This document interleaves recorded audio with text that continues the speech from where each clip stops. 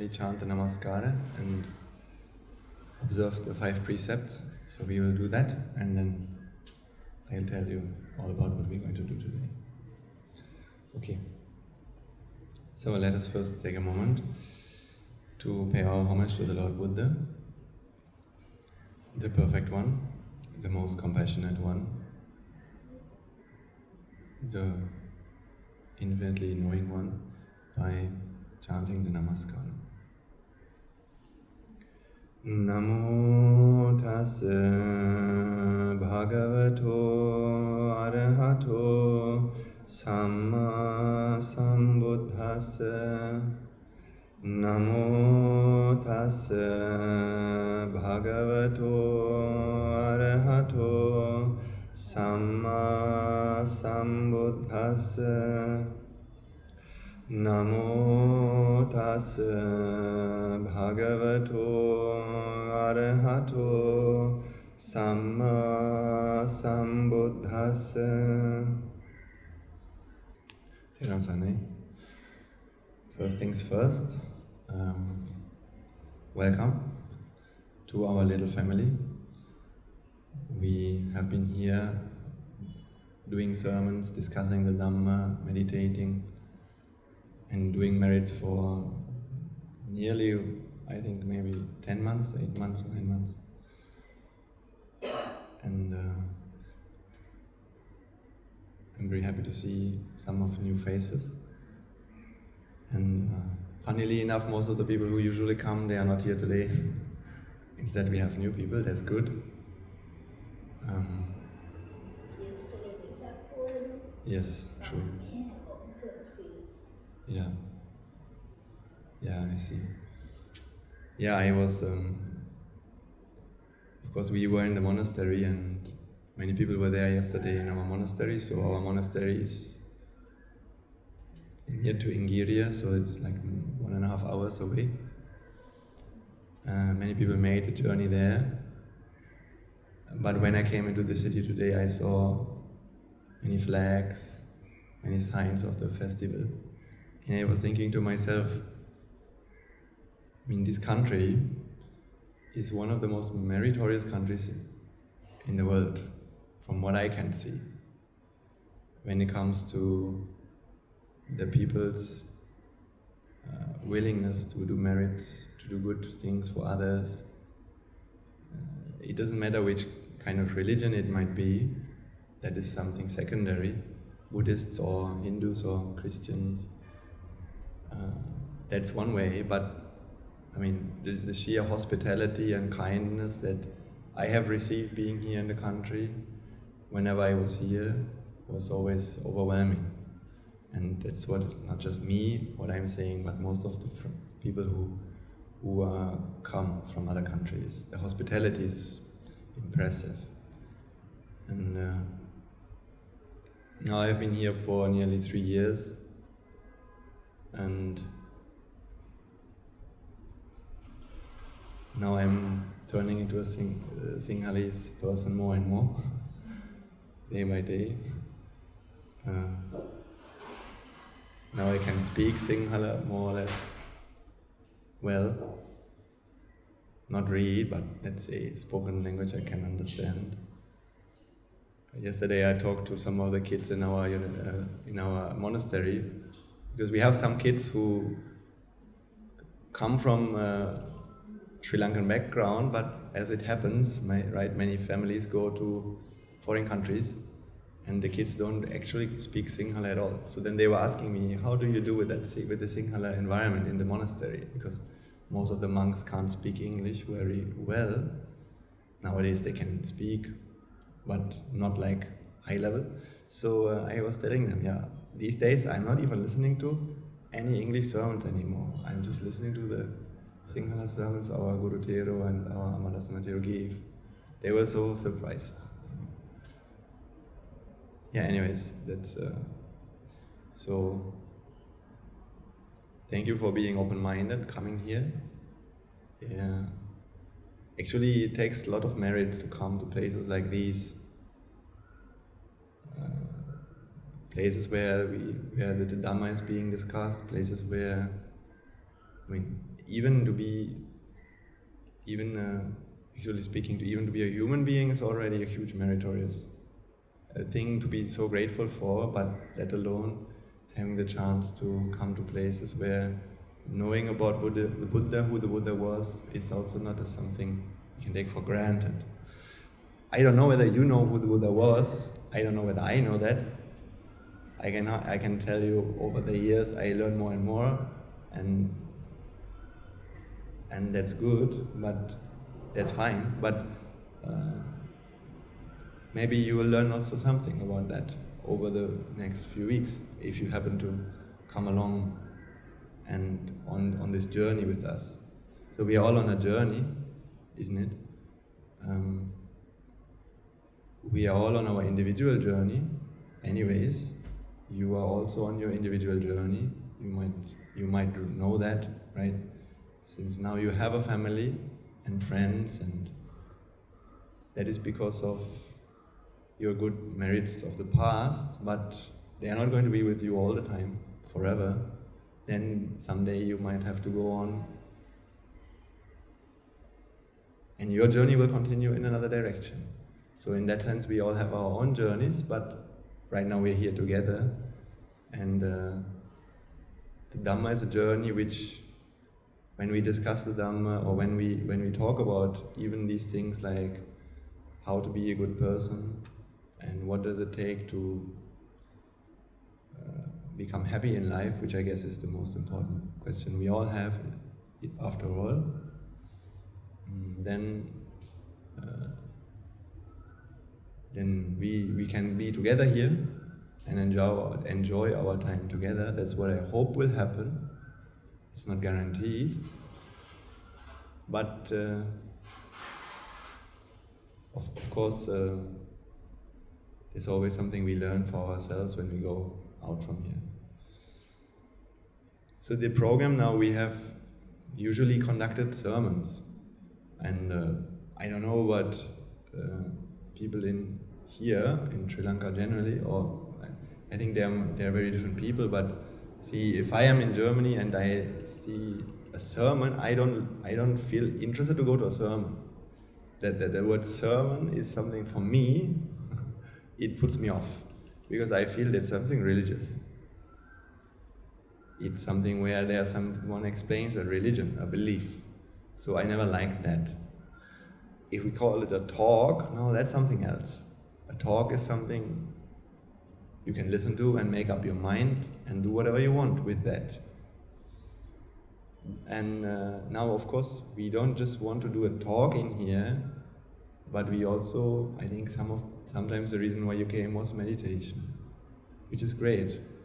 Because meditation, the way I understand it, means you are actually interested not just to listen to something, but actually to make a difference in your life, or to practice something, to apply something into your life, right? That's what meditation should be, according to my understanding, isn't it?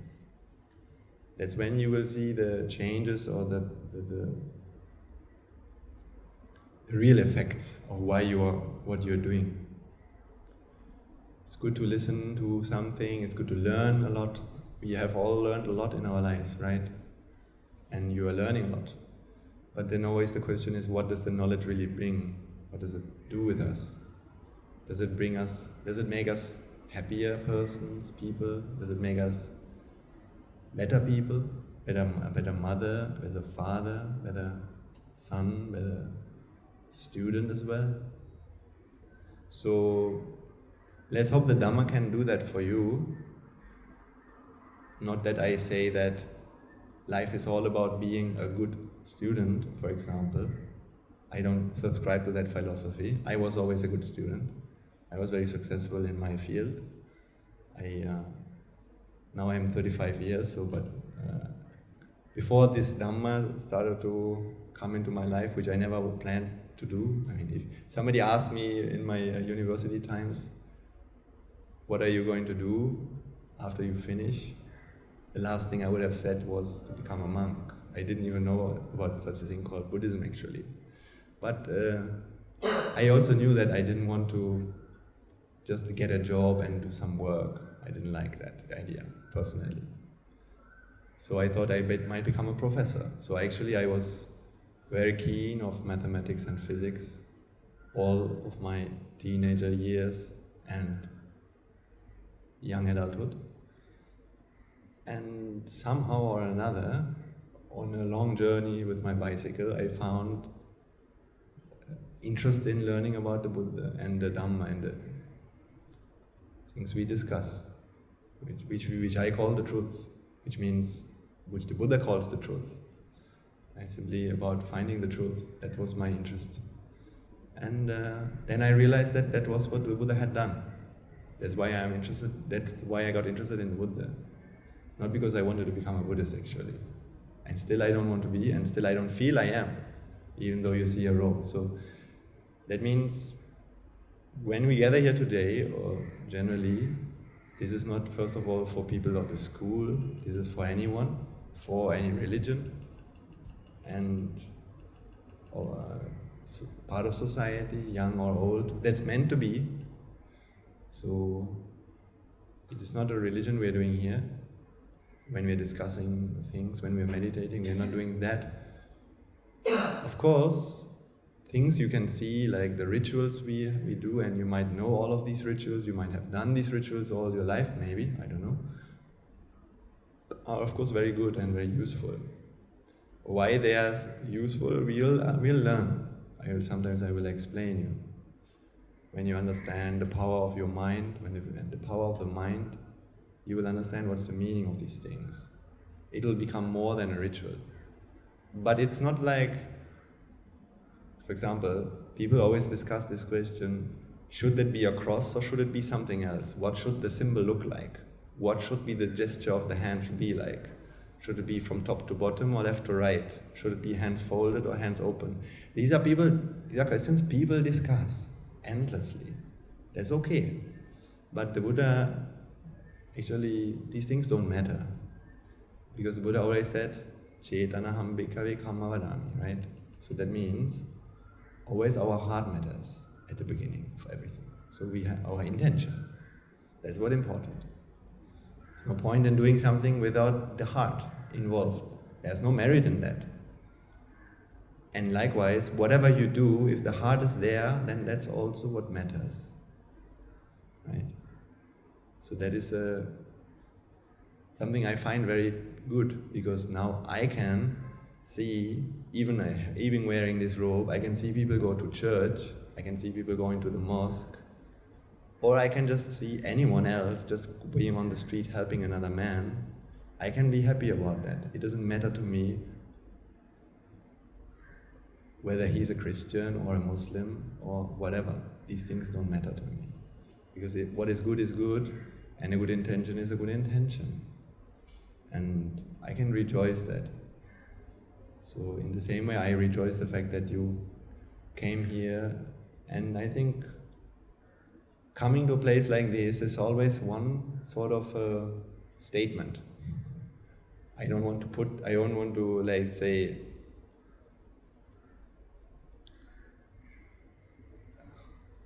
something about you which I don't know, but I can make a guess. Of course, one of the reasons why we come to here is because we have a problem.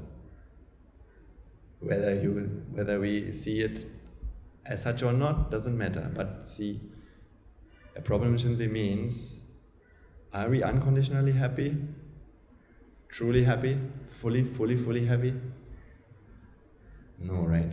Something that's when we are looking for something. Whether it means something to eat, something to see, something to hear, something to smell, something to touch. It doesn't matter, but why would anyone want to do that? It is because he's looking for something. And that's good, fair enough.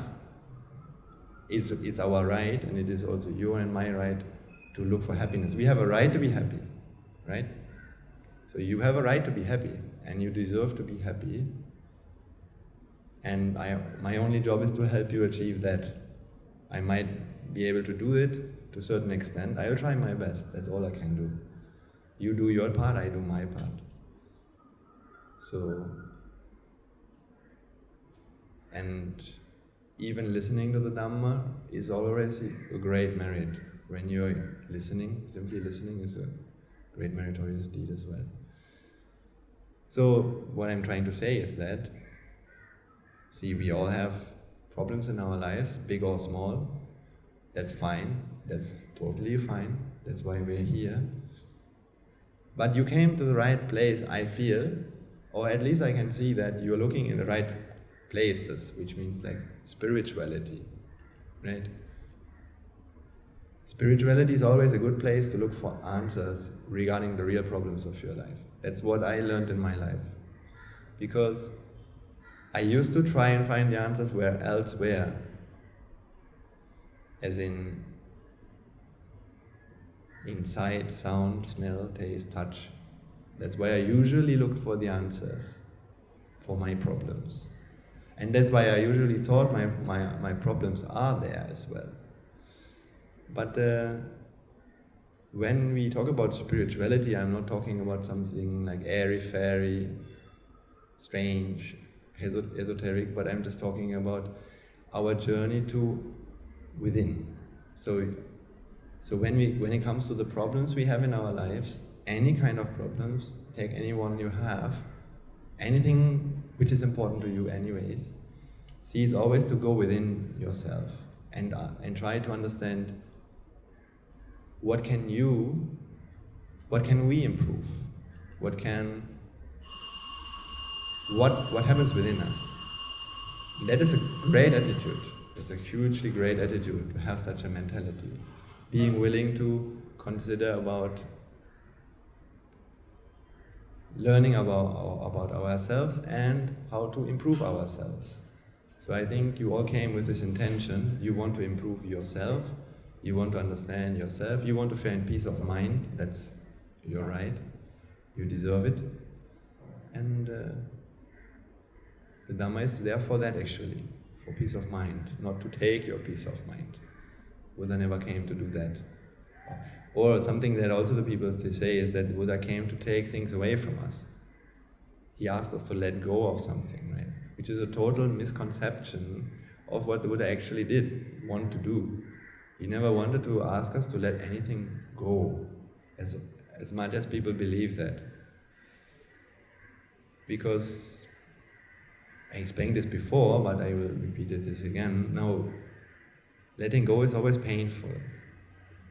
In other words, letting go always leads you to more suffering. And did the Buddha want you to suffer? Can't be. He wanted you to be happy. So then, that is not what he wanted you to do. We must conclude it, because otherwise, why do we worship him? If he was someone who wanted us to suffer, then that doesn't deserve a worship. But he deserves to be worshipped the way he does, as far as I am concerned, because he has shown us a path to happiness which no one else could show us. Because we are talking about unconditional happiness, which means happiness that once you achieve that, is yours forever, we could say. A peace of mind which you can't lose, and which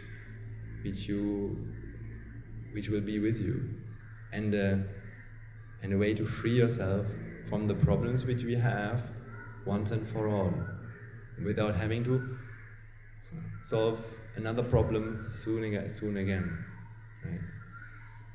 So it's not about that. So if ever you get the feeling that what we are talking here is letting go, then I must tell you that something must have been gone the wrong way in your mind, which is fine, it can happen, because these things are subtle sometimes. What I'm explaining is subtle, can be misunderstood easily. It depends actually on the merits that we have. Yeah, the more good you do, the more good you have done, the easier it will be to absorb the Dhamma. That's what the Buddha always said. Even for you to be here today is because of a merit, actually. Any good that you have ever obtained, a loving family, a loving children, loving husband, these are things which you got not just because you are you, because you have done something, which is good. It's actually very empowering, right? which means no one in this world is special for some reason or another. There's no one who deserves more than anyone else just because he is who he is, and I don't deserve less than anyone else because I am who I am. That's not how it works. It's simply because there was something that was done. There's something that this person has done, that was done. For actions, there will be a reward. Now, unfortunately, I don't have a quote to give, but I'll work on that. Someday I will be able to give you a quote about the importance of actions.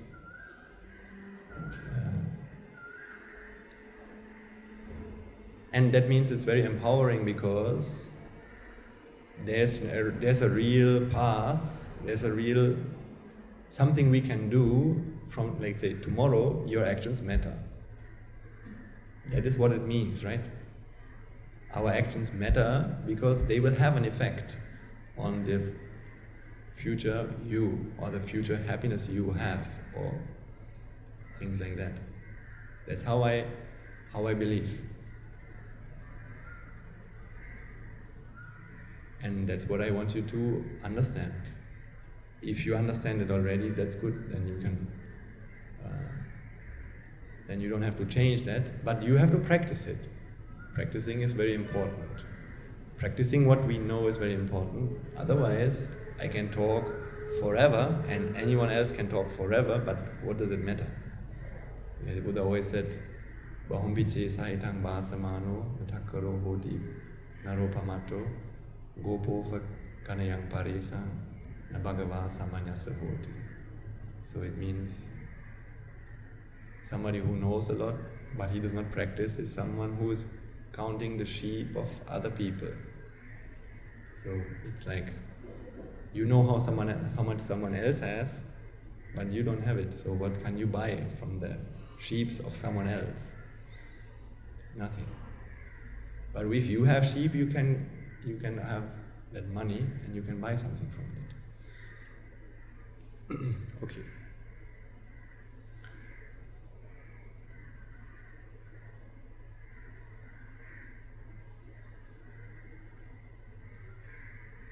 So my idea is, in these 2 hours,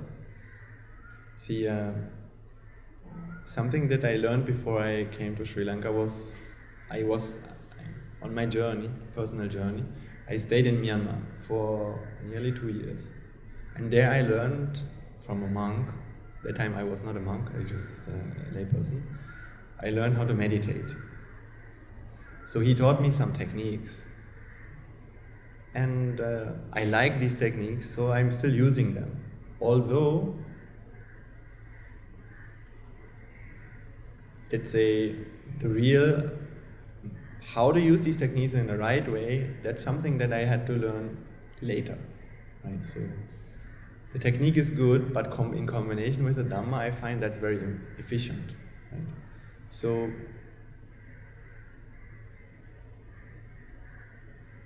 these meditation techniques are not, I don't know, it's like, sometimes what we will do, of course, is we will directly maybe discuss the Dhamma and try to apply the understanding of the Dhamma into our meditations. That might happen. So when we discuss about the Dhamma, then there are always 3 words which we have to discuss. And we are not going to start with this now, but generally speaking, there's always 3 words only that you have to discuss when we talk about Dhamma, which is Anicca, Dukkha, Anatta. What these things mean in English or in any other language, I don't even dare to say for now. But this is what the Buddha talked about, the truth. And the application of that is what we call meditation, what he called meditation, or what we call as yoniso manasikara. But in order to come, and when that happens, yesterday our Guru Thero talked a lot about this point, then we call that mindful awareness. So these days, of course, people talk a lot about this mindfulness, and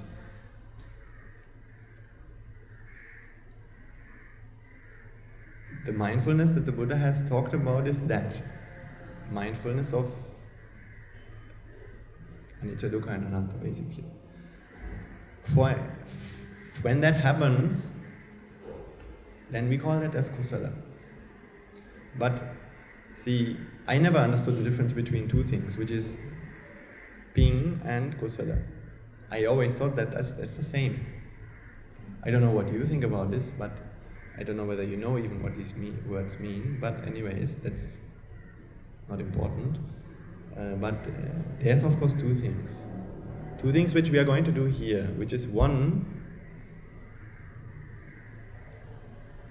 thinking about how to create an environment, the right environment in our minds, in our lives, so that we become, we let's say the meritorious backgrounds.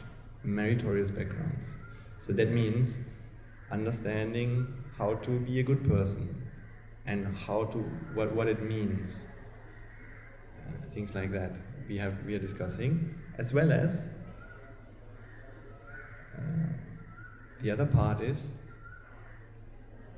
now how to practice this awareness of the Dhamma. So these are the two parts we are usually going to discuss. In every sermon, more or less, each of these parts. But it's a journey, so it's not, you can't expect quick solutions from the Dhamma. Because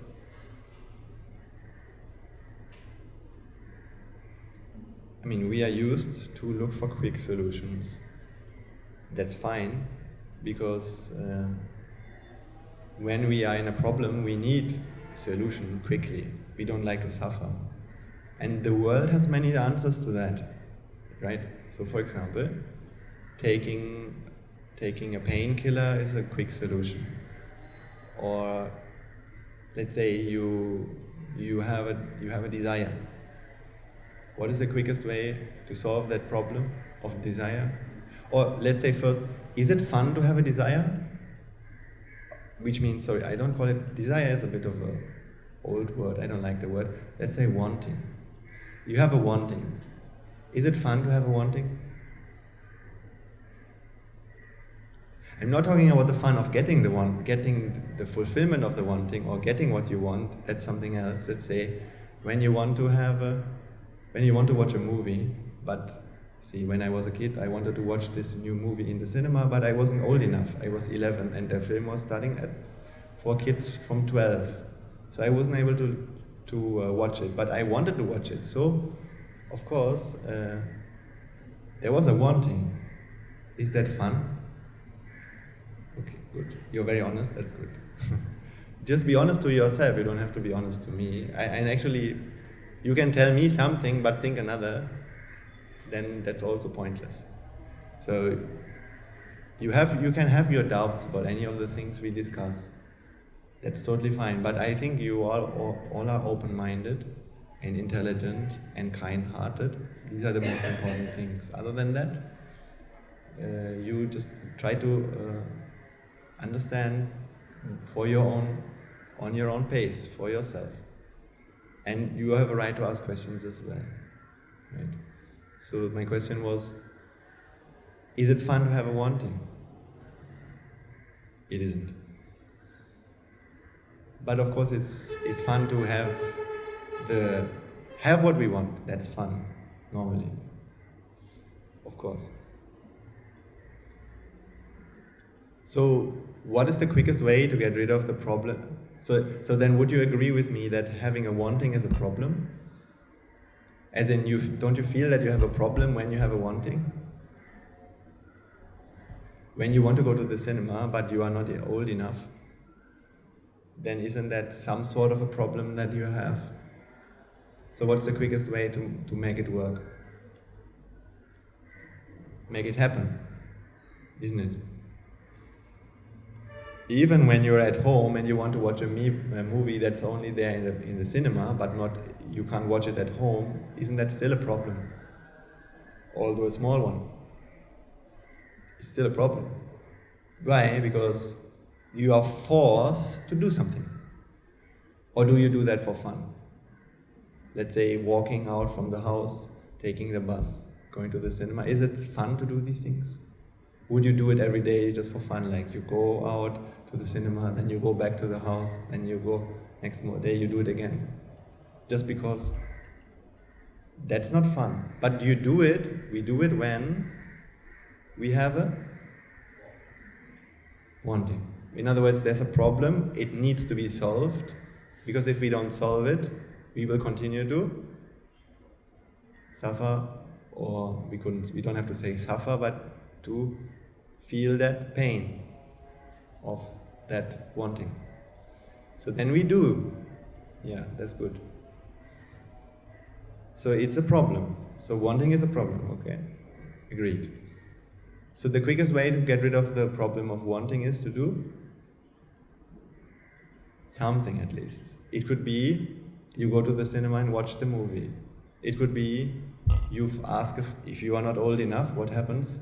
What you can do is you ask for someone to get these things from the internet on a CD. Nowadays they don't use CDs anymore. Maybe on a pen drive, or you use your whatever account to watch from the account of your brother who's already older than that, and you watch online. So then you're finding a way. That's how we used to solve problems, isn't it? Because we think the problem is I don't have what I want. I don't have what I want. So I'm not old enough to watch this movie, that's why I'm unhappy. Or I can't watch this movie, so that's why I'm unhappy. Isn't it? So what's the solution to the problem? Somehow find the movie. Somehow find a way to be able to watch the movie. Because the problem is I can't watch that movie, so what should I do? Find a way to watch it. Can you understand the logic? Right? The problem is I don't have what I want. Therefore the solution is doing something to get what I want. That is what we call the 4 Ignoble Truths. Now I will present to you 4 truths that you have never heard of, but you know them very well, I'm sure, because we all know them very well, although we don't know the name, we don't know them being called this way, but I want you to understand what are the 4 ignoble truths before we go on someday to practice the 4 noble truths, which we can call as meditation, as well as what are the 4 noble truths. Before we discuss that, let's discuss what are the 4 ignoble truths. I write down the words.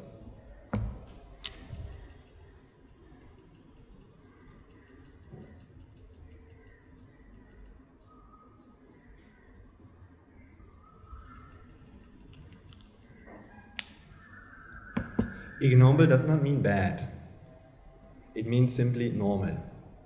Normal means that's something everyone can do. That's something everyone does. So it's not special. For noble truth, it's not something normal. That's why you call it noble, right? So the Buddha used a path which not everyone used. That's why we worship him. But he explained how to use that path. And somebody who understands how to use that path is what we call a stream enterer. And by practicing, so he knows how to use it, so that means he will try to use it more and more. And by using it, he will become someday an arahant. Someday, if he practices it properly. The problem we have at the beginning is we don't know about that path. We don't know how to walk it. We don't know where it goes. We don't know how to use. Then so we can't use it as well. So the point of the Dhamma is to make us understand how to use that path. And in order for that to happen, ladies and gentlemen, we have to understand what is the path we are already going in our lives. And when you understand that, you will understand the problem with that path as well. So the 4 ignoble truths is our normal default way of solving problems.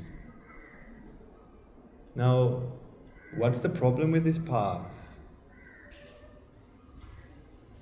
First of all, you can consider,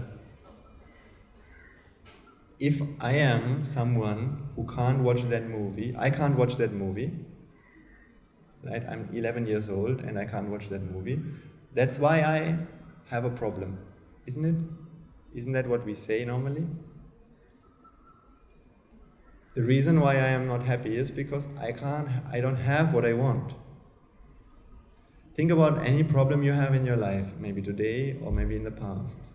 Can you break it down to this formula of I don't have what I want? There's something I don't have. Do you know how that works? Let's say, for example, my colleague is so loud, noisy. That's the problem I'm having. My colleague is my problem. So how do we relate that to this concept? My colleague is so noisy. So he's noisy, but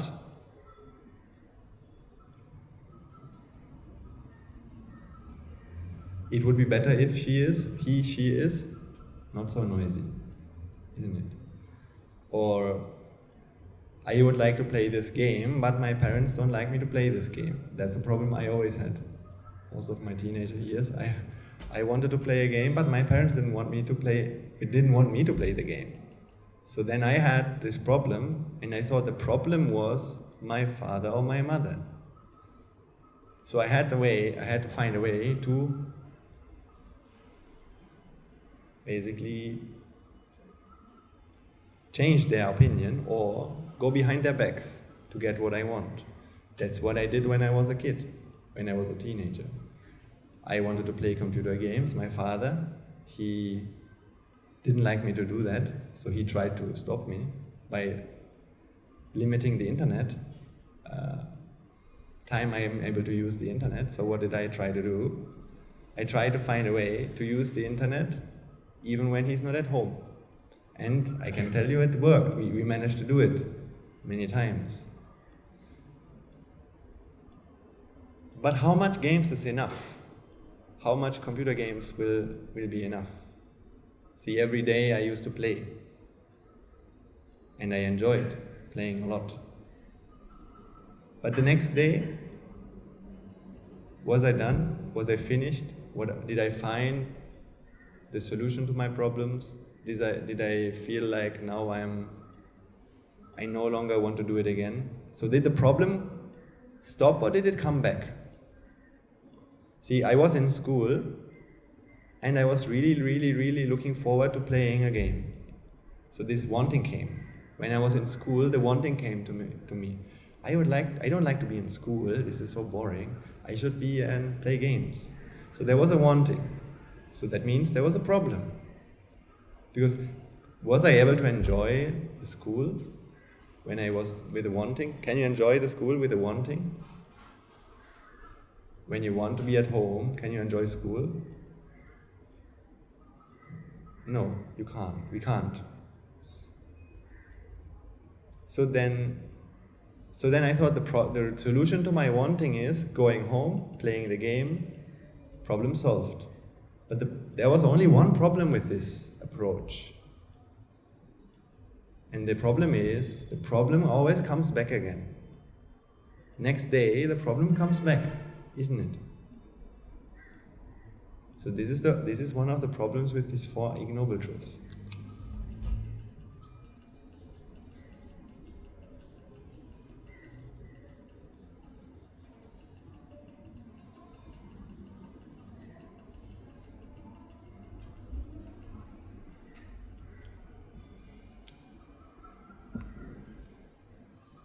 By the way, some of you that's something I had in my mind, that's off the note, but I think before I forget this, I would like to share this. Some of the regular peoples who came so far, they have really impressed me. I mean, actually, many of them have impressed me, but I feel sometimes it's just some of you who are just really, really interested. I mean, every time I see some people I see, they are always listening with so much attention, so much care, and so much interest. So I really rejoice in that. I really like that. I feel that's a great attitude. That's what I saw in some of the people who come. And I remember the other day, some of you came to me and told me that Swaminathan next week, unfortunately, because we might have some other duties to do, something else to do, we might not be able to come to the sermons. And frankly, I don't really have anything to say whether you want to come to the sermons or not. It's up to you. I don't force you to be here. I never want to do that. But of course, I mean, I see in this kind of attitude a big devotion, not necessarily to me, but the respect for the Buddha and the Dhamma and the Sangha is what I see. And that's what I really like, what I really rejoice in.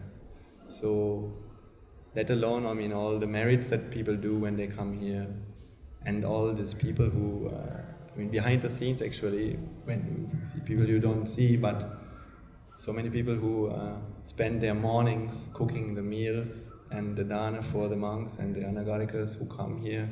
Today it's just the anagarika Mata and me, but we used to have sometimes many more monks coming from our monastery for education. So the school is supporting our monastery a lot, because many of our monks they're still in the process of learning A-levels and these things. So they're getting supported by the school and teachers who are taking their free time voluntarily to teach our monks. So it's a win-win situation, because see, the teachers as well as the staff who are helping in organizing events like these, they earn lots of merits by making a place where the Dhamma can be discussed. Making this possible is a huge merit, right? And sharing and doing, I mean, teaching the Swaminathas is also a huge merit. So they're earning lots of merits, and on the other hand, now we have a place where we can discuss the Dhamma. And the Dhamma is something, see, normally people say that it's not something for young people, the Dhamma. It's only for people when you get old, when you have lived your life, then you should come to the Dhamma. I personally don't understand that. I mean, the Dhamma that I listened to most of my life, like the last few years, it was never boring. It was never something, again, as I said, that told me I shouldn't do anything. It never told me love is wrong, desire is wrong, wanting is wrong, or you should become a monk, or whatever the things. None of these things were there. It just helped me to understand my life. That's it. Nothing more. And it helped me to be more happy in my life the way I was. Not to go to the monastery, but even before I came to the monastery, I was in Germany, and I lived there, and I was much more happy having understood the Dhamma than before. Because all this burning, this fire, these problems I had in my mind, I didn't have these anymore, right? So I think today's time also, young people, they are always in some sort of a desire or fire. Let's say not desire, but they are in fires, in stress. There's so many problems they have, and actually they want answers, isn't it? Sometimes it might be the stress from the exams. So then there needs to be an answer for that. Sometimes it is problems in their families. So what do people do if they don't have the Dhamma? When they have a problem in their family? Sometimes they turn to drugs. Sometimes they turn to alcohol or other things. These are never people do for fun, actually. Right? These are things people do to release this pressure in their mind, which is there, somehow or another. And at that moment it feels good, and they can forget the problem. But of course, you all know that this is not the solution, because what happens is the pressure comes back, and then you have to do it again, and you do it again and again and again, and what happens? You become addicted. And now, actually what happens, not only do you have still the problem you had from the beginning, you get more problems as well, right? So it's never a solution, but the thing is, no one can tell how can you escape from this problem? What's the solution? How to get out of this? What's the answer to exam stress, for example? What is the answer to emotional problems? What is the answer to desire? All that we say normally, even at a school, what does a school really teach? Let's say a normal, ordinary school, what does it really teach to help students come out of desire? I'm not talking about initiatives like these, for example, this is the great fortune of when people understand the value of the Dhamma and how it really works. Because once you understand that it can help you to get out of these desires, then you will want that for others. And then you will try to help students with that. Otherwise, all we can really do in a school is just teach people how to make money, or how to be knowledgeable, how to be skillful, and what do all these things really mean? What does it mean to be skillful? So for example, in my school I learned, unfortunately the only thing I learned was mathematics and physics. So which means I knew how to build computers. And that means I knew how to make money fast. Or if I have a problem, let's say, I don't know, maybe I need to make my balances and checks and balances. So with mathematics I can make it quickly. So I can make things quicker with mathematics, right? So what does mathematics or education help you to do at the end of the day? Does it give you happiness? Just because you learn geography, are you a happy man? Mathematics, which English, French, politics, society, sociology. What is a subject which, when you learn it, there's a happy man there? That means all the people who studied this, who know this, they're happy because that knowledge makes you happy. Which one? I mean, I see Nobel Prize winners, physicists, even people like Albert Einstein, of whom it is being said that they still had desires, lustful feelings, they still had. So they also still were not satisfied. Even after having won Nobel Prize, they had still not found happiness. So then the question is, good, knowledge seems to be good. Yes, knowledge can make life comfortable. That's totally true. But can knowledge make you happy? I don't want to say don't go after the things you do, don't try to acquire knowledge. It's good to be knowledgeable, and I did the same. So do it. But I'm just asking you, don't you think in the back of your mind that knowledge might be the thing that can make you happy? Or maybe take anything else. A certain job, a certain career, a certain country, a certain partner, certain house, whatever. These were always my ideas. And I learned things in my school. At the end of the day, I learned mathematics, so I was able to teach in school. Okay, teaching is fun. But it's fun, but is that real happiness? Teaching? Aren't there also teachers who they start when they have so much fun teaching? I know. Actually, that's a sad story in Germany a lot.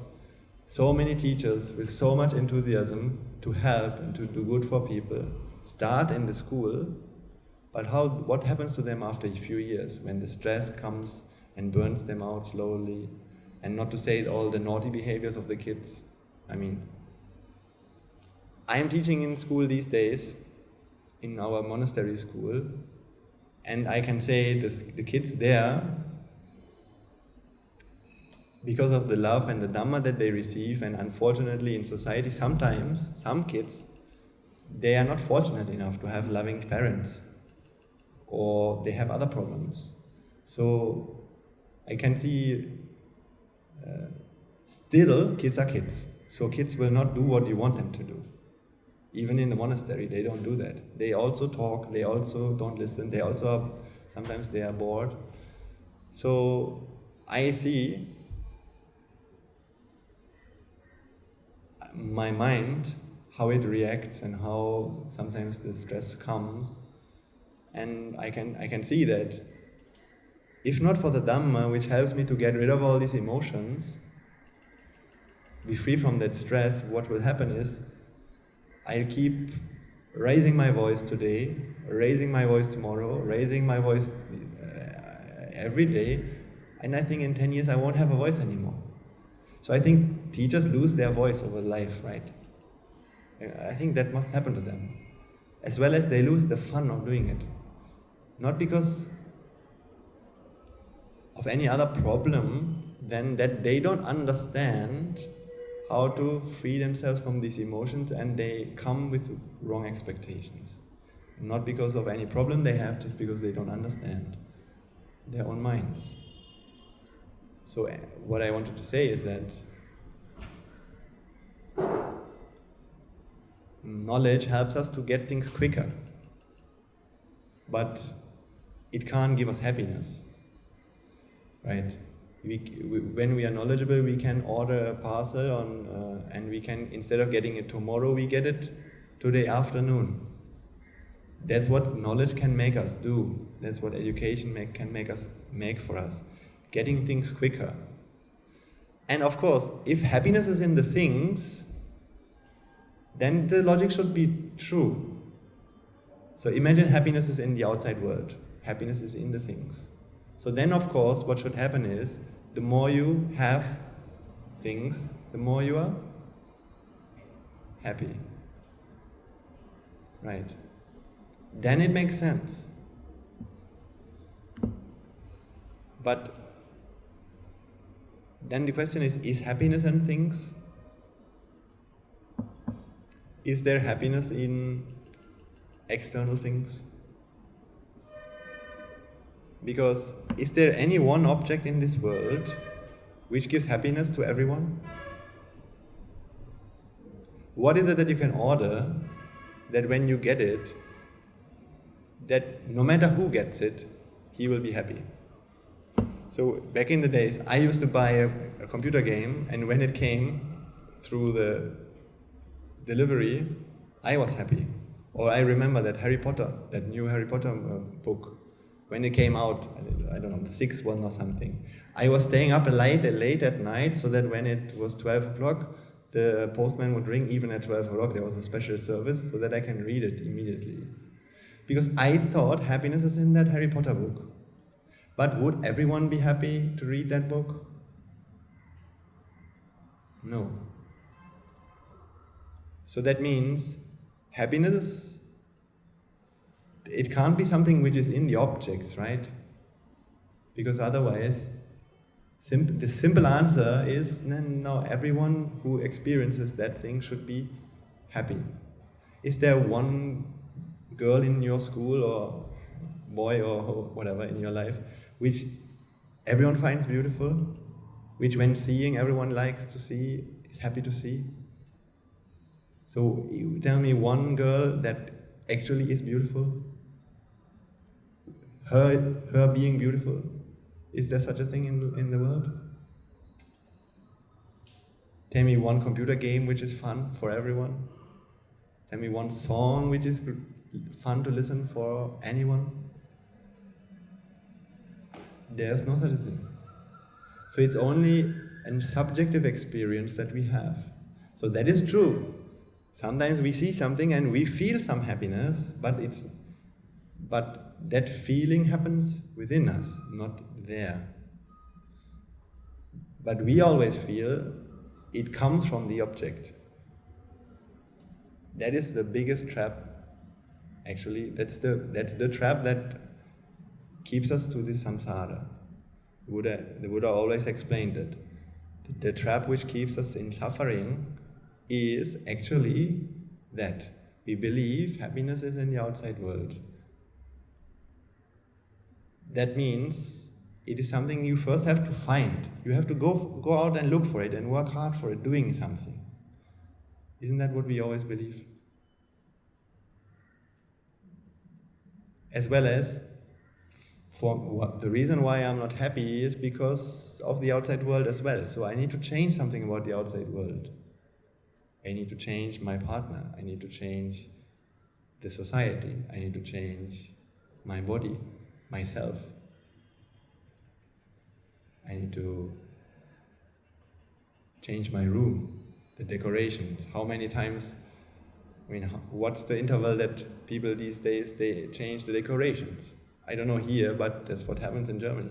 Every few months the decoration of the house is being changed. That's fine, that's totally fine. I don't want to criticize that, but now, is it simply because it's fitting to the season, or is it not also because somehow it becomes boring? So we feel that. Yeah.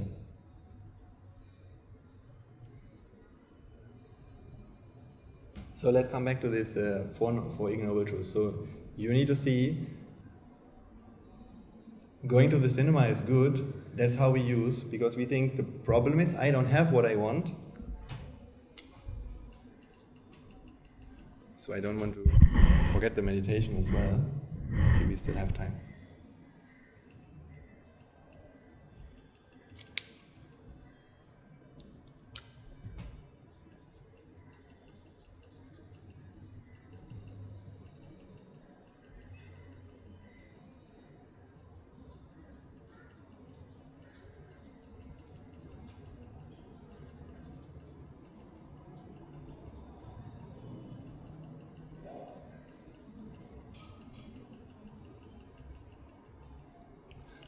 So we usually feel any problem in life is to do with not having what we want. So for example, my colleague, she's like that.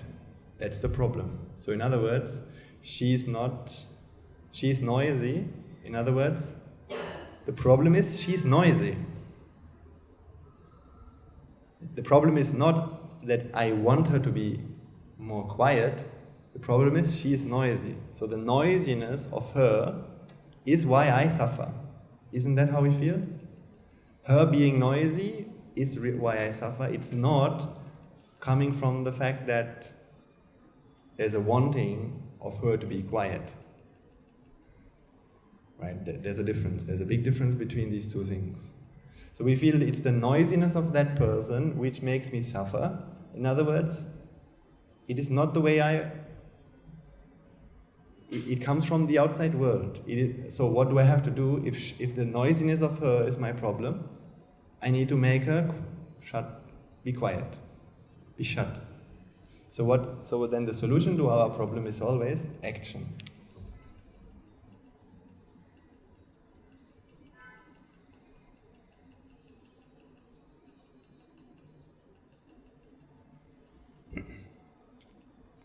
That's what we usually do. So I can only give you the theory and give you some examples. You need to be clever enough to see that in relation to your problems or whatever happens in your life. It might not be problems you have at the moment, but it might be problems that come to you tomorrow. And the thing is, problem is always the distance between you and happiness. Because actually, Nibbana means nothing more than, or peace of mind simply means not having a problem. There's nothing more you need to do. The Buddha never found more than freedom from problems, freedom from the stress, pressure, fire in the mind. Because Nibbana is raga kayo, dvesha kayo, moha kayo. So that means happiness actually means freedom from stress, freedom from pressure, freedom from emotional suffering. There's nothing more that we have to do. In other words,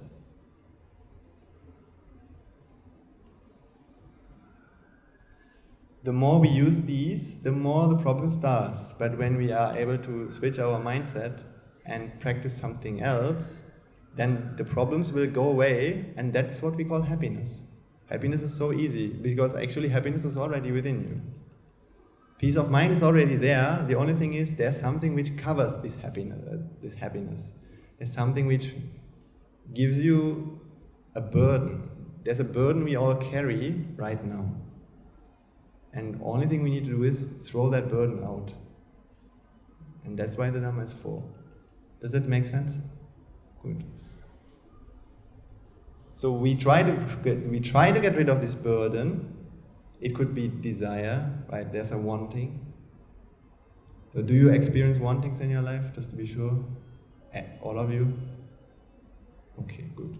So you need to see the stress that happens when there's a wanting in your mind. Because we are very quick, because we don't like that stress when wanting happens, so what we do is we try to change the outside world, and when we can change it, let's say we build a wall in front of and between us and our colleague, so we don't have to hear her anymore. So what will happen? We will so relaxed, right?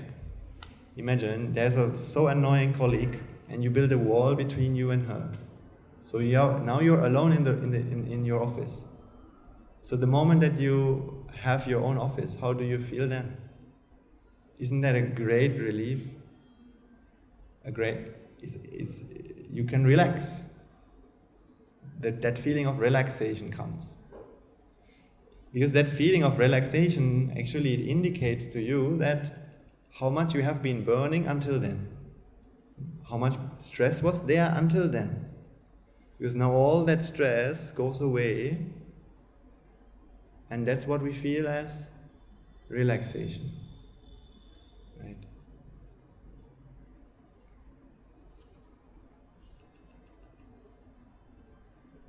So the problem with this is that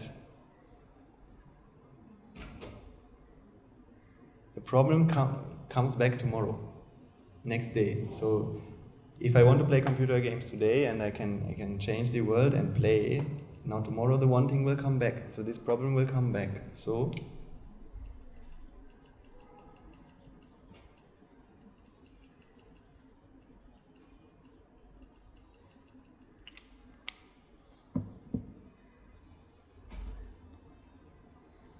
it might be obvious or not obvious. So for example, if I want to play computers today, how many times do I have to play so that I can say, now I'm done, I'm happy?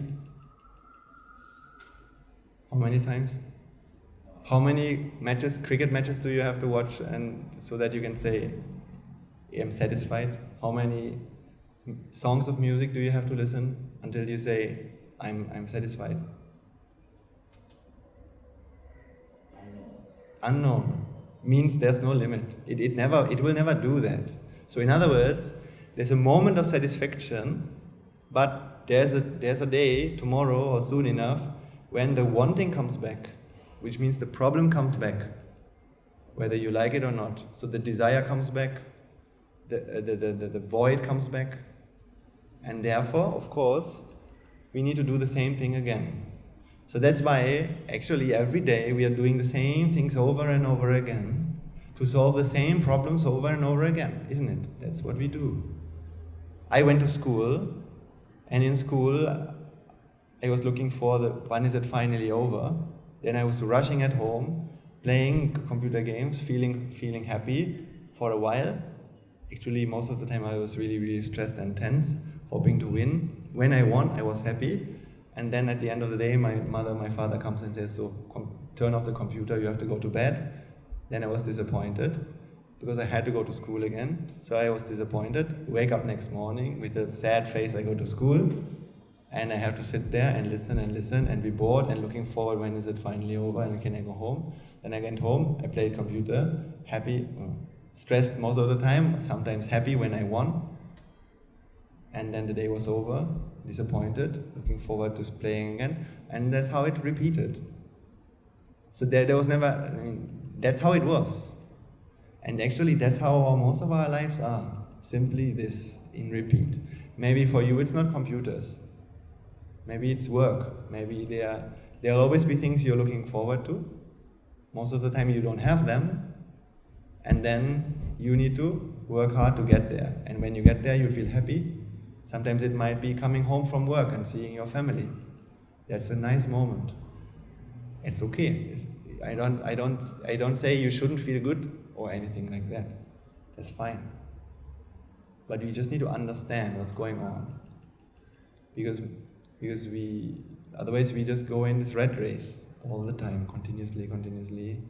We go. And do you think there will ever be a point when anything about this will change? Not. But there's a way that you can enjoy all the full day. You can enjoy every moment of that day. You can enjoy school, you can enjoy going home, you can enjoy the computer game, you can enjoy going to bed, you can enjoy waking up. Every moment you can enjoy. Not the kind of enjoyment we talk about, which you know, the kind of this pleasurable moment, not that kind of enjoyment, but simply serenity. That is possible. That's possible to have. When you understand, when you can free your mind from these expectations that happen, because of which we suffer.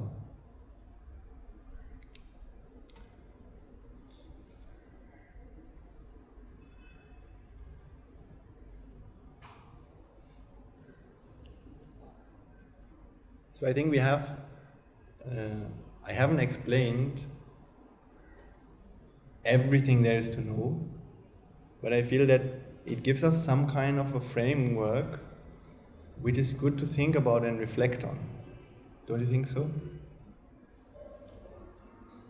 So so there's one last point I will share, and then we can actually do some meditation as well, and then we have still some time left to conclude. See, of course, sometimes, let's say I buy a car. I want to buy a car, or I want to buy a phone. So before I have the phone, I want it. When I have it, when I get it, when the moment it's in my hand, how do I feel? Then I feel really happy. But then you might ask me, see, but the problem I had before, isn't that gone? See, I wanted the phone, and I was sad because I couldn't have the phone, but now I have it. So tomorrow that problem is not going to come back, right? Wouldn't you think so? Yeah, that problem is not going to come back. So then how can Swaminathan say the problem comes back? What's the meaning of that? This is where I want you to understand this point. See, maybe the problem you had yesterday doesn't come back today. But what about some other problem which comes? For example, now, when you have a phone, how about somebody takes it? Let's say you have a new phone, you bought it yesterday, and your brother takes it and plays around with it. Or the dog gets it. Or it's lying on the table and the dog is climbing on the table and playing around. Or the dog is maybe, I don't know, he's pulling at the blanket, this what you cover the table with. So how do you feel in that moment? There's a fear. So although we don't have the problem of the not having, the problem we have now is fear of losing. That is the problem. So sometimes it's not that problem which we had yesterday, but it's just another problem very similar to that, which is now, today I have the phone, yesterday I didn't have it, but today I have to maintain, I have to keep it. I have to keep it close to me because still I want it. If I would lose it, that would make me sad, so I want it, but I don't want it to get destroyed. So that problem is still there. What if this problem of fear, basically, right? So that problem we didn't have before, right? Problem of fear was not there before that. The maintaining that we have to do in our lives. See, if this is not something I want, does it matter to me whether somebody takes it or not? Somebody tells me that this eraser was being stolen, but it's not something that I want to have. then who cares? My happiness won't be shaken by that.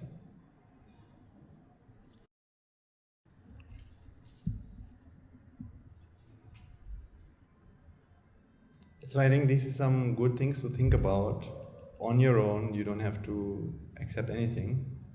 But maybe I should explain what we call as the Four Noble Truths.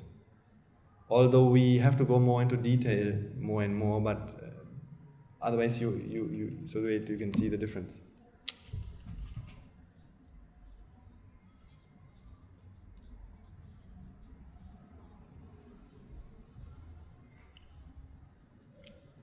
See, the Four Noble Truths. Now, I feel, so let's say, I'm sad.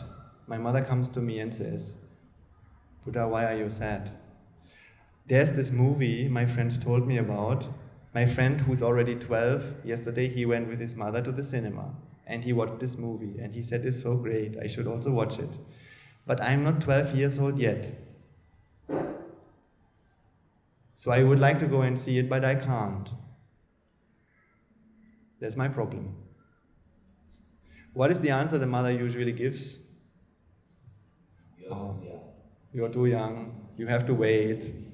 In other words, you have to wait, so that means I know it feels bad if you can't do something which you like to do. I know it feels bad, but life is not like that. Life is like that. And the Buddha even said, Kanti paramangta bodhitika. Sometimes you have to be patient. So bear it. Someday you'll be 12, then you can watch it. So that is the answer the mother gives. So that's actually an answer in terms of the Four Ignoble Truths. Waiting is a virtue. Patience is a virtue. That's true. So being a patient, having the ability to be patient is good. It makes a good person. But it does not make a great person. And what I mean is, a great person doesn't have to be patient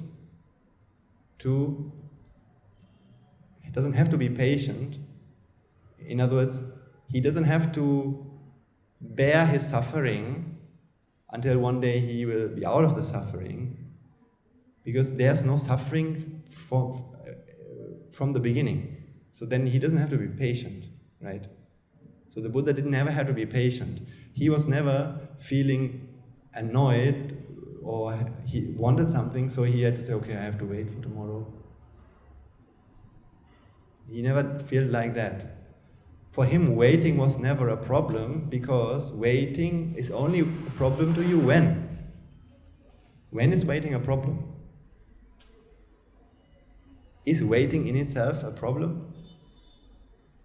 Yes?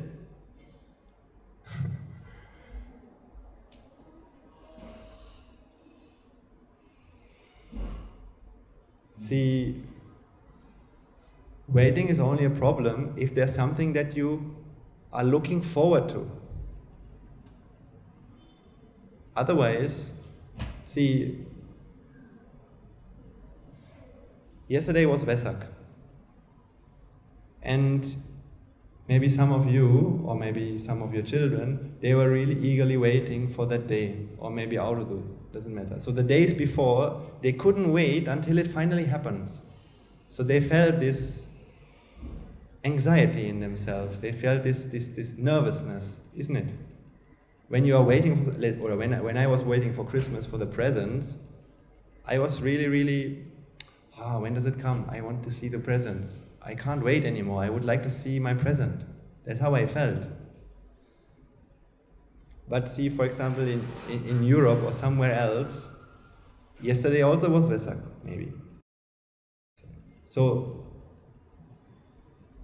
but they didn't feel this nervousness.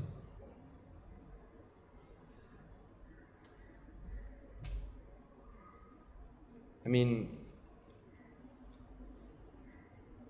this nervousness, is it because something that happens in the future hasn't happened yet? Because that is an objective thing, like there's 3 days to Vesak. Therefore, that is very, to Aurudu. So that means that's a very, it makes us nervous. But is is it intrinsically nervous, or isn't that just because there's something that we are looking forward to? If there's nothing that we are looking forward to, would it be nervous to us? Is waiting hard if there's not something you want to have? Is it hard to wait if you don't have the expectation of something to come at that time in the future? So the waiting in itself is not hard, right? For example, sometimes teenagers want to be 18 years old, so they say, I can't wait until I'm 18 years old. But it's only if you think that when you are 18, only if there's something that you looking forward to have when you're 18. Sometimes people might say, when I'm 18, I don't want to move. They don't want it to happen. So then they also suffer because of fear. So it's always the wanting that makes us suffer. It's never the waiting. So when people say, I have to wait for the doctor's appointment, and 3 hours I had to spend in hospital, but the doctor didn't come. That's such a bad experience. Is it bad intrinsically? Waiting 3 hours in front of the doctor? The waiting is not what makes us suffer, it's always the wanting for something to happen that makes us suffer. The stronger the wanting, the more the suffering is there. If there's something that we really, really, really, really want, we really can't wait for it to happen. But if there's something which we only want a little bit, do we suffer the same? No. So the wanting always scales with how much we want something. And okay, so the Four Noble Truths has to do. So we had this example of where have we left? I talked about the child and the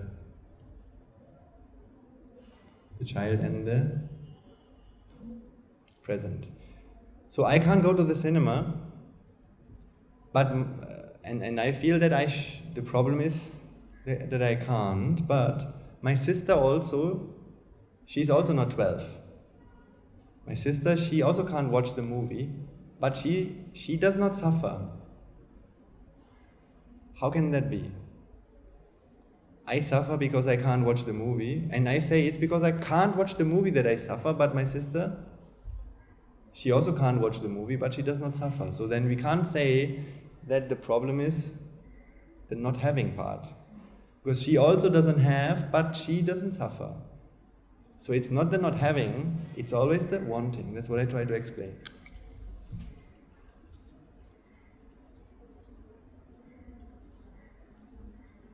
So the problem is the wanting, not the not having. So you can actually understand from this point of view. I don't know if this is too basic, but I want to work myself up towards giving you some sort of idea how to solve these problems little by little. So the problem is, so now you can understand any problem in our mind has to do with this wanting.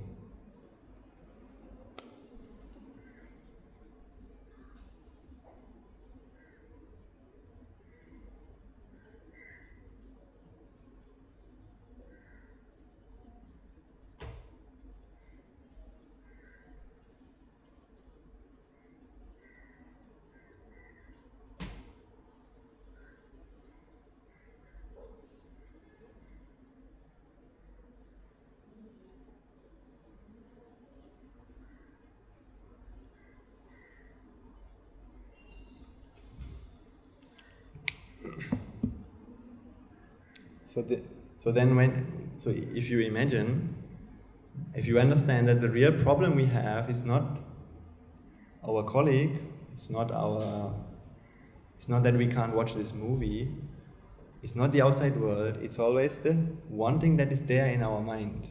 Because the event is just an event, and other people, they will experience the same event, but they don't have a problem with that.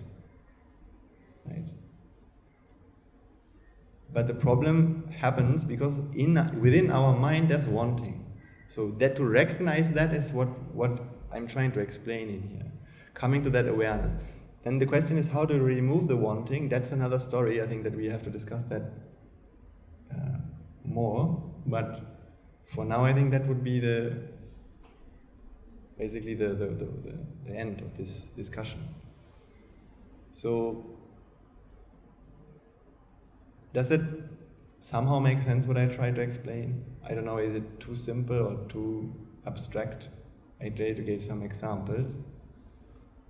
Anyways, now we still have 30 minutes left, and maybe a little bit more even. So my suggestion would be, we take some time to, the way my understanding of meditation is, the way I would like to do that is normally, sometimes, so today, it's a space for you to, not necessarily, meditation doesn't mean not thinking at all, or focusing on some object. That's not my idea of meditation, or what we do in our monastery. It's also not what I understand the Buddha taught about meditation. Because focusing on one object is good, and it'll give you a peace of mind for an hour or two, but it would never actually solve any of your problems truly. So you can go home, and after a work day full of stress, you can focus and meditate like you can focus on an object, but will the stress tomorrow, will it not come back? So that means it's only a temporary solution. But what we are trying to do in here is, we're trying to understand the root problem and working on that. That's not something we have to, that's only about realizing these principles, understanding, realizing and applying to our lives. In order to do that, we need to do merits. And that's also very important. So this is what we try to do here. So the meditation that I have in my mind to do is simply, first of all, you should relax. And I will give you some guidance, sometimes about the things we discuss, sometimes about things which ever come to my mind. And you can use the guidance and use whatever we have discussed to think about and apply that to your life. So it should be a practical thing. So you can use these two, the Noble Truth and the Four Ignoble Truths, and try to apply this to your mind, to your life, and the feelings you have, the problems that you had, or that you have, or that you might have, to understand them better. Because it is in sharpening your eyes of wisdom which you will be able to progress as a human being. And that will make you a better mother, a better father as well. Okay, so that's the idea. But if you don't know what to do, I will guide you a little bit and help you. Just as I learned from my teacher in Myanmar as well. But using whatever the Dhamma that we have. So let's try that. So you don't need to do anything special, just if you are sleepy, you can also stand up at any time, it's also no problem. So you can close your eyes if you want, or keep them open.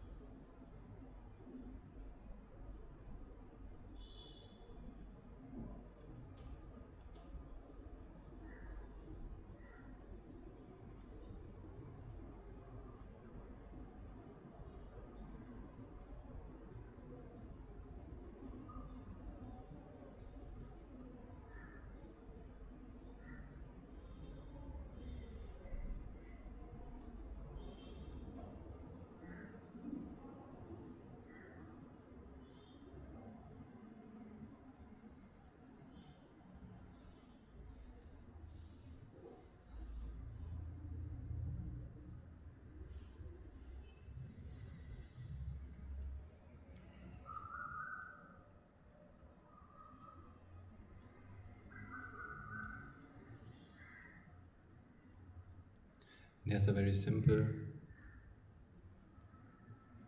rule of thumb for meditation, which is taking in the good and trying to let go of the bad or the unwholesome thoughts.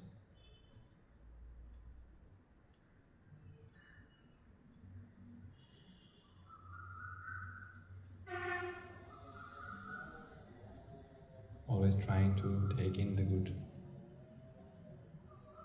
being mindful of the thoughts and the things that happen.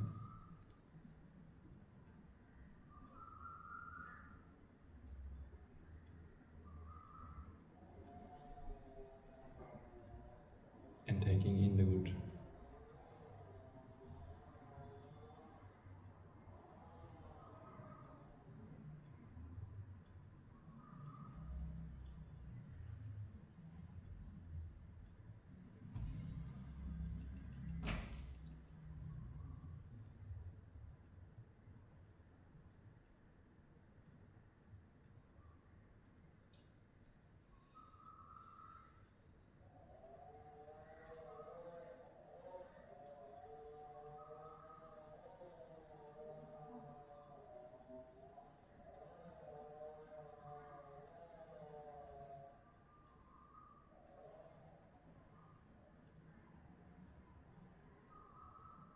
You came here today, you woke up early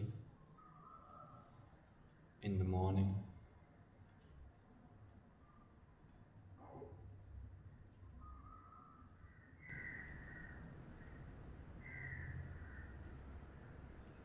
You drove all the way for a meritorious deed.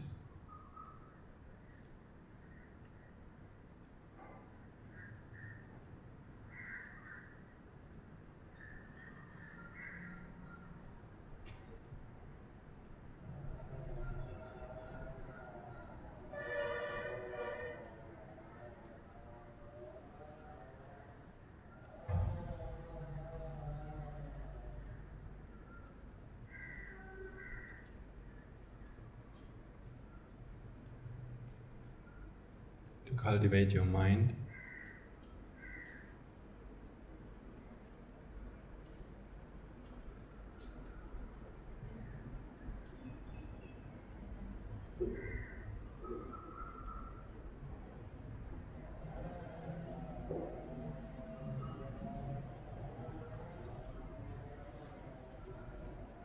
Maybe there's someone at home who's taking care of duties and responsibilities while we are awake.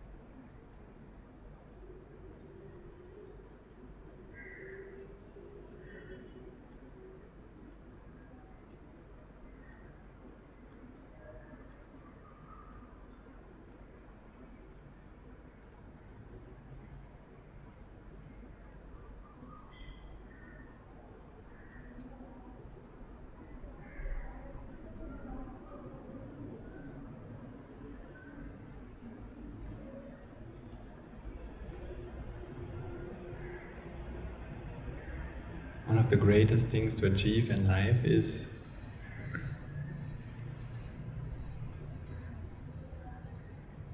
to have a mind which no longer needs others around us.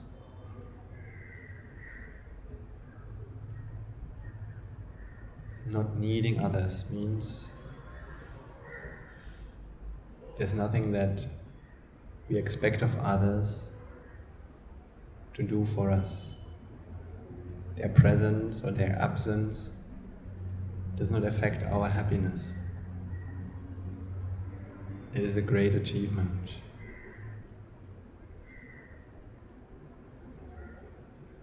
It's not selfish because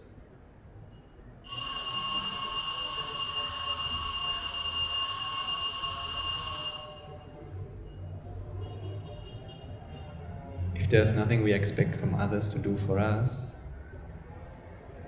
that's when we can truly be a great individual, that's when we can truly help and serve them.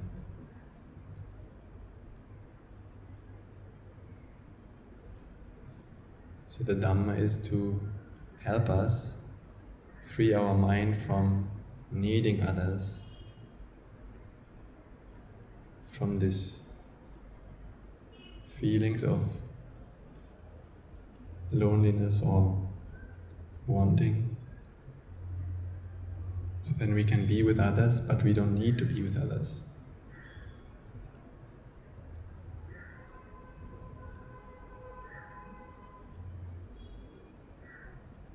Then we can do things which help them. We can do more of that.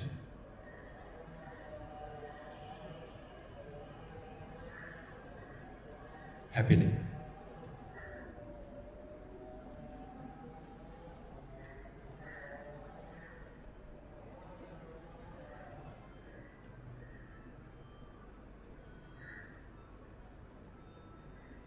At the same time, we always have to see that everything we enjoy today is because of many others. Husband, wife, society.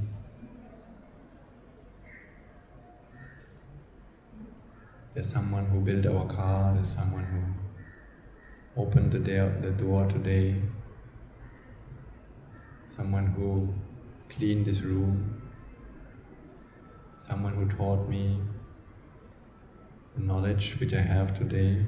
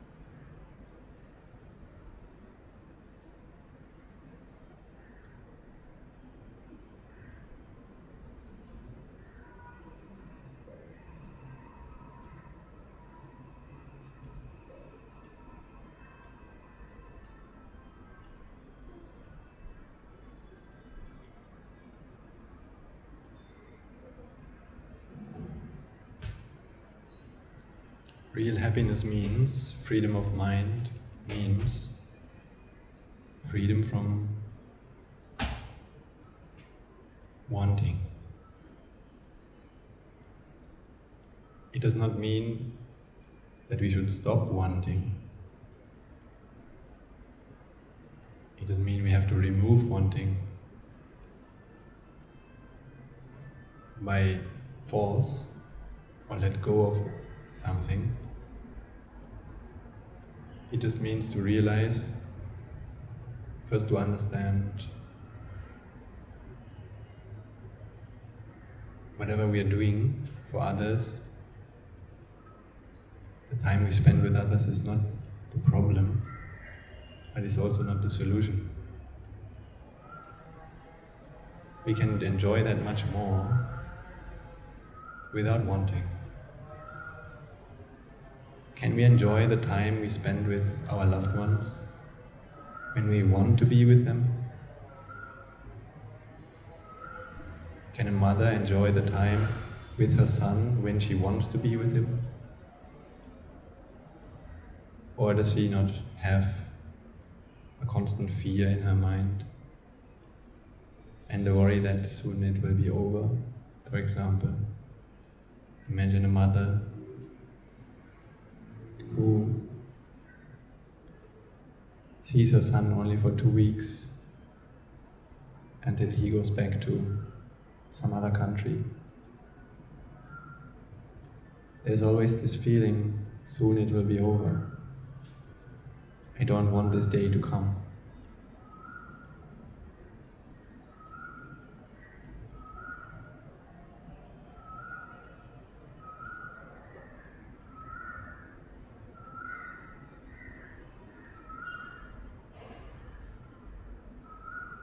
So whenever there's a wanting in our mind, we always have a problem with time.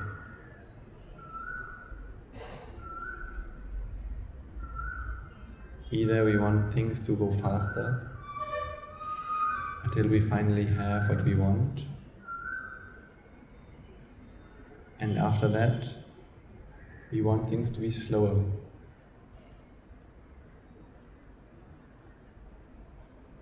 We want for this time to stop so that we can have what we want forever. Because time will always take things from us. Time always stops us from having what we want.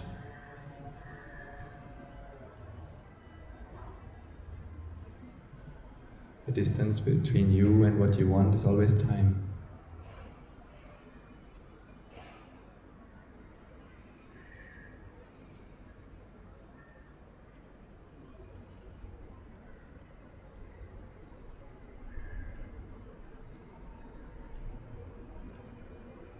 But somebody who is free from wanting, he can enjoy the time with his son or daughter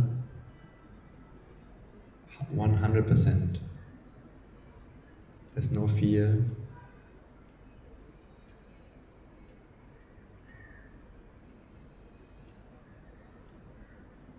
There's love, there's care, but there's no fear, stress, worry,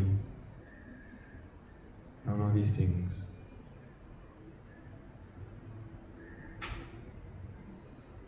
We can do all the things we do just like before, but without any fear.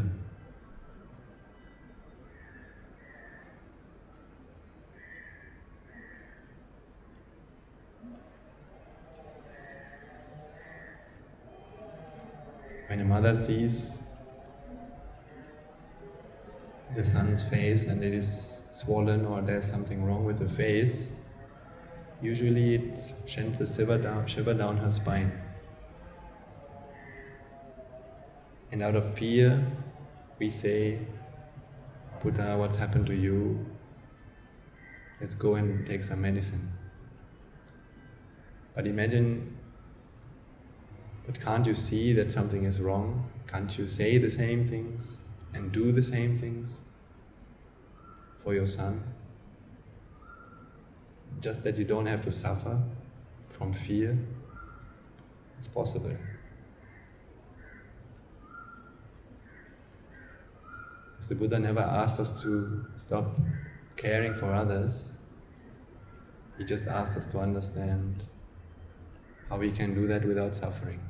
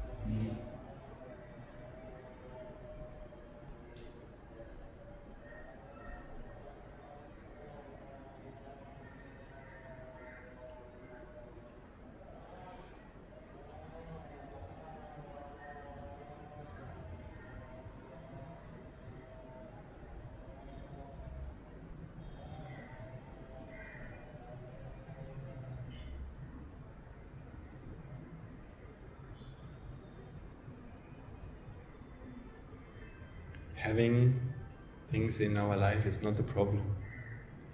Even we can be the richest person alive. That's totally fine according to the Buddha. Actually, that's because of so much merits that we have this privilege.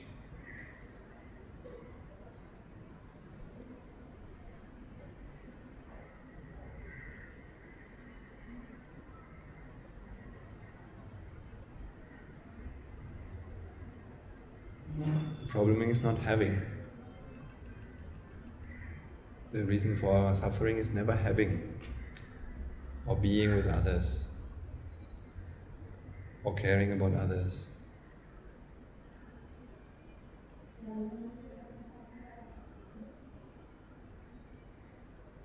The real caring is always what we do for them, what we tell them, how we treat them.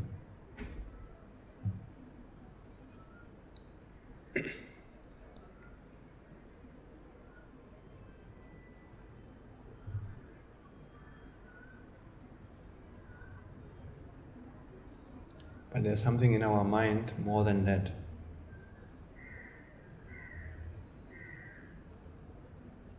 Our mind feels that others to be around me is what makes me happy. My son around me is what makes me happy. Therefore, the mind has these expectations.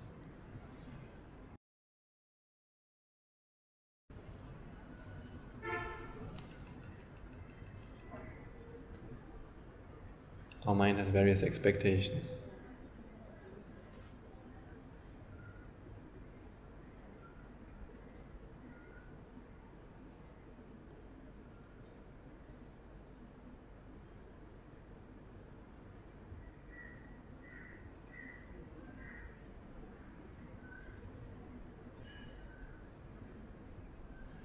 First start is to understand them, to see them.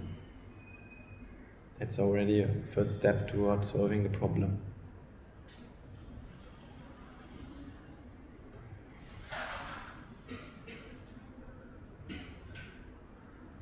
We don't need to remove any expectations because that is not really possible by force.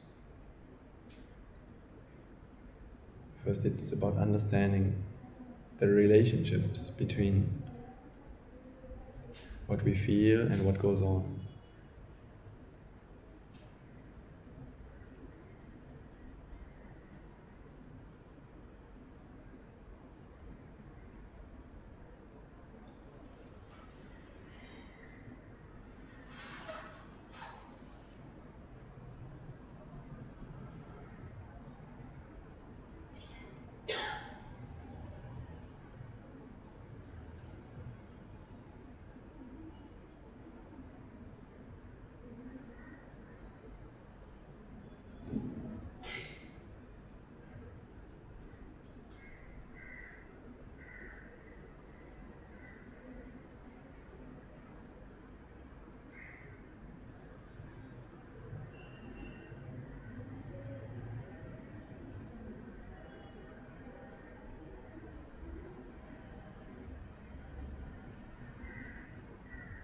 When we are here together, and when we fill our mind with meritorious energy, it can be a very big release for the mind, and many good ideas can be attracted to our minds. Usually because of the constant stress in our mind, the ideas we have and the thoughts we think are not very clear. But when we are doing merits, then when we let our mind unfold itself,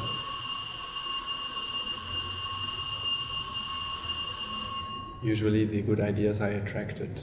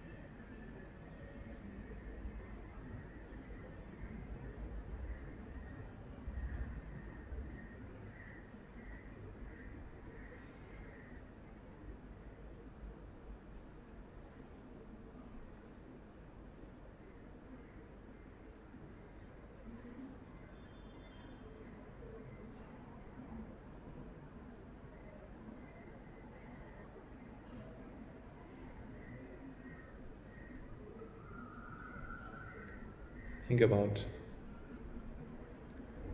see how our mind has this habit of always applying the 4 Ignoble Truths.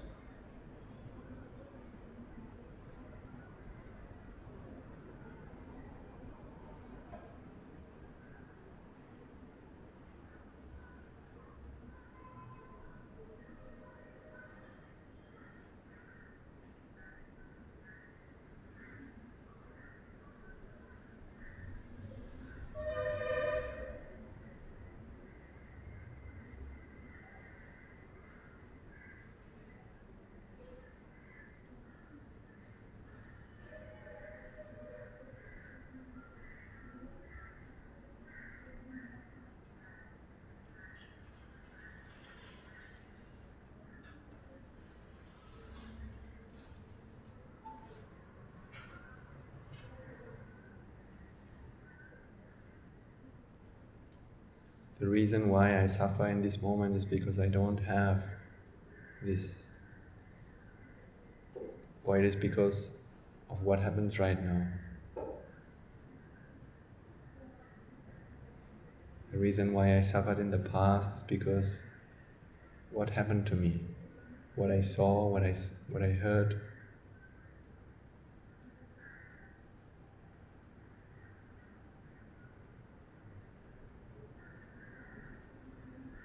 If waiting is hard, if waiting 3 hours is the reason for suffering, even the Buddha should suffer waiting for 3 hours, isn't it? If the suffering comes from the waiting, even the Buddha should suffer when he has to wait. But when the Buddha had to wait, he never suffered mentally.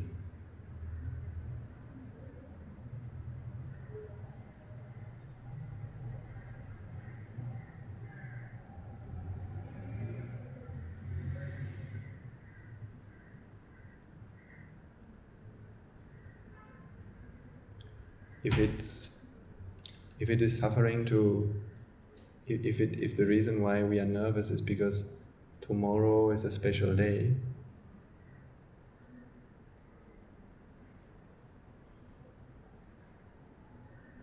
tomorrow is Valentine's Day, tomorrow is Vesak Day, tomorrow is Aurodu, we think that the reason why we are nervous is because of that. The time, well, aren't there people for whom also tomorrow will be Valentine's Day, Vesak Day, Aurodu, but they don't have any nervousness. Some people are very, very nervous, and some people are less nervous. Why?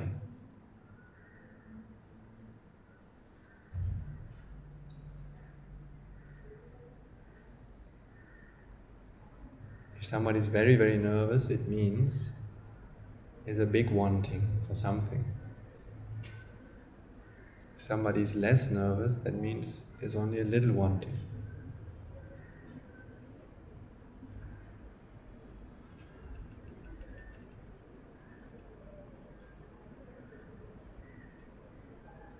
So the more wanting, the more vexation, the more stress.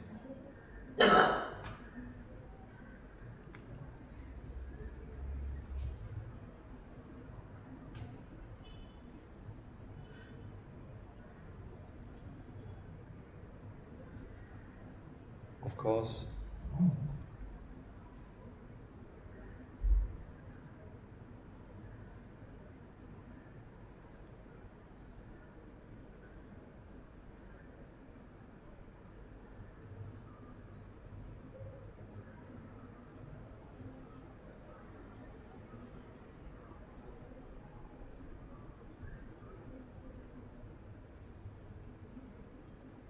the Buddha always explained the reason why we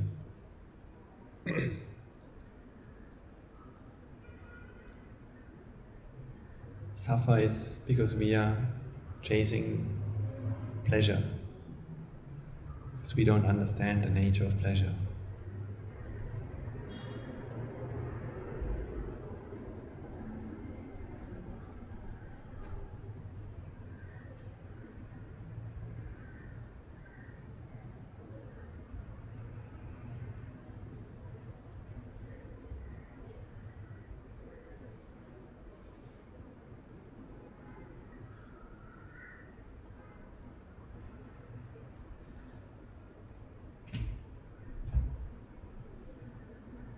Okay, let's start the meditation.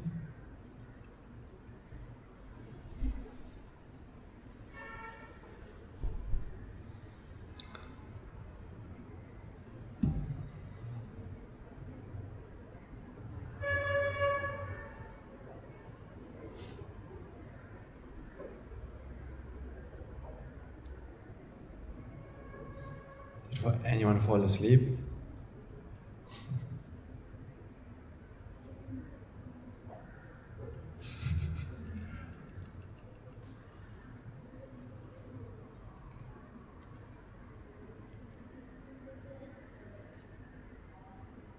I mean, one of the very first things I learned on this path was to see this effect of when I'm doing a lot of good deeds, good things, and when at that time I was living in, most of my life I was living in Germany, and there I used to do good things. So I helped refugees. So we had refugees coming a few years ago, a lot of people from the Middle Eastern countries. So I used to work and help them get along in Germany. So these were some of the things I did, and many more things. But still, because this world out there is so much about chasing pleasure, right? Chasing tastes, sight, sounds. I don't know what it can be. There are so many things, right? It's always entertainment, stimulation. That's what my life was always about. Although I was mostly always the person who likes to sit behind the desk and do studies like physics and things. But it's very sensual world. So when our mind is always doing these things, then it's a constant stress that we are always surrounded. See, I mean, you can't. If you're going out and you're seeing the next billboard, there might be what people consider a pretty woman hanging there. So, yeah, for the average man, that might be a moment of pleasure. But desire is also always it's always ignited everywhere, isn't it? When you see the billboard of a yogurt or some kind of food, then they always want to ignite this desire within you. So, because we are not arahants, of course, we always constantly ignited by various sight, sound, smell, taste, and touch. So, our mind is always running with so much burdens. And of course, the way our ability to think clearly, think properly about what to do with our lives and what is the right thing to do and what the solution to the problem is, reduces by that amount. I felt that when I started to meditate, at least meditation, even if it means simply to shut away all these things and do some good things like doing merits, you will see your mind will start thinking in a very different way. And then that will give you some kind of a samadhi, which is very good to actually, first of all, get rid of all these typical problems in your life, as well as to make you understand this teaching, because this teaching is not something that the average person from the street can understand just by listening to it once. It has to be a huge amount of merits for that to happen, if that should happen first day. That's why this Dhamma practice is not a quick solution. It took me, for example, from being the average person I was most of my life. Even when I was traveling, I was just ordinary in the sense I just listened to music and travel and look at the beauty of the landscape and things like that. When I started to come to do meditation and to do merits like good deeds, and when I lived in a meditation center, when we were constantly doing a lot of good, and I did that for more than a year, now my mind changed little by little, and I understand more and more the profoundness of this Dhamma and what it really means, and because I had this feeling it must be possible to understand this, to attain Nibbana, I thought it is possible. So I tried hard, and what happened was, now the more merits I did, the better. The teachers I found they were better and better. Teachers became better. I understood better what they said, and the effect was visible to me more and more. So it's all about the merits. So you don't have to live in a monastery, but merits is what makes everything happen at the end of the day. So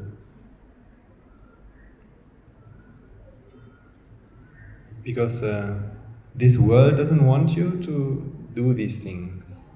The world wants you to believe that the solution of happiness is in the world, which is in sight, sound, smell, taste, and touch, and there you should find it.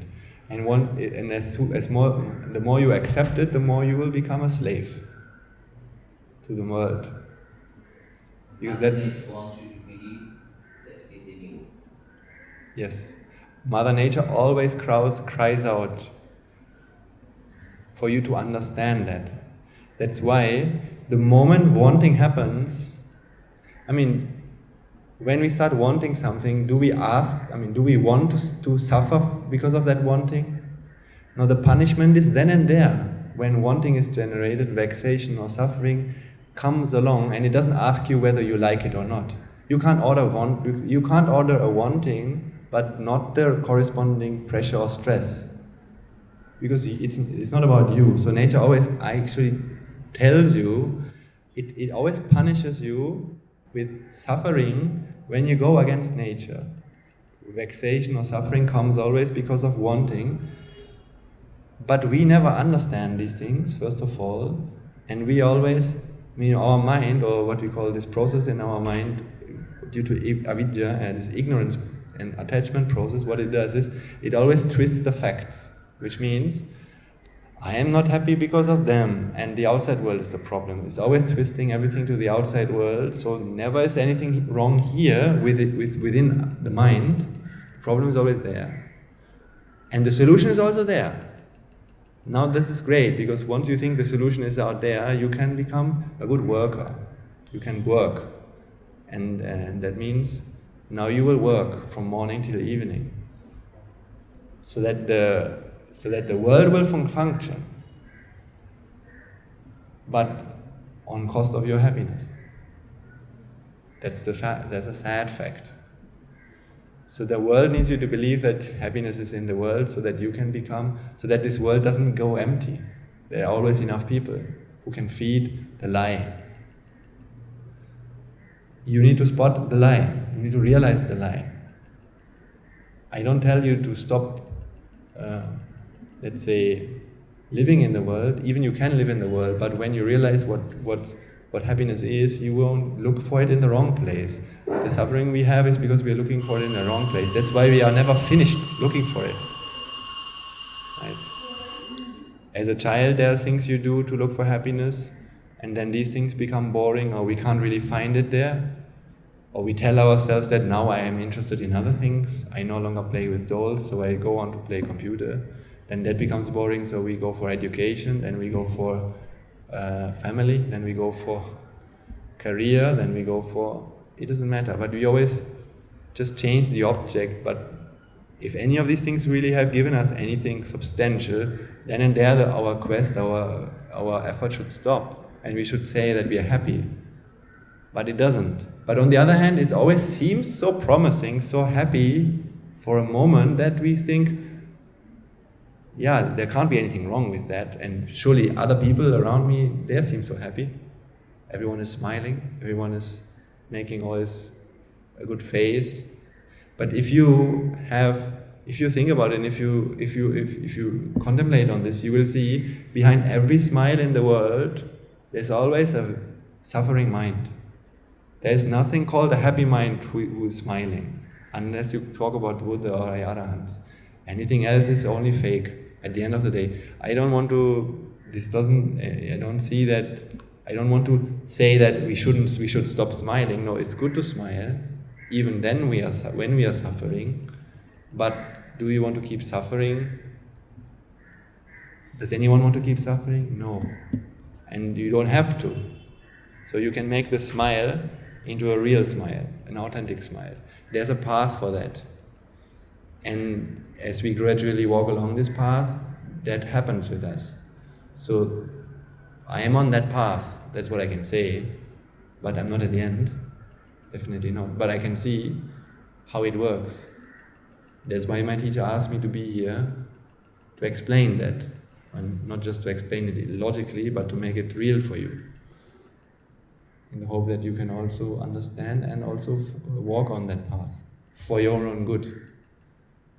That's the only reason. There's no agenda for us in here, in any of these things we are doing.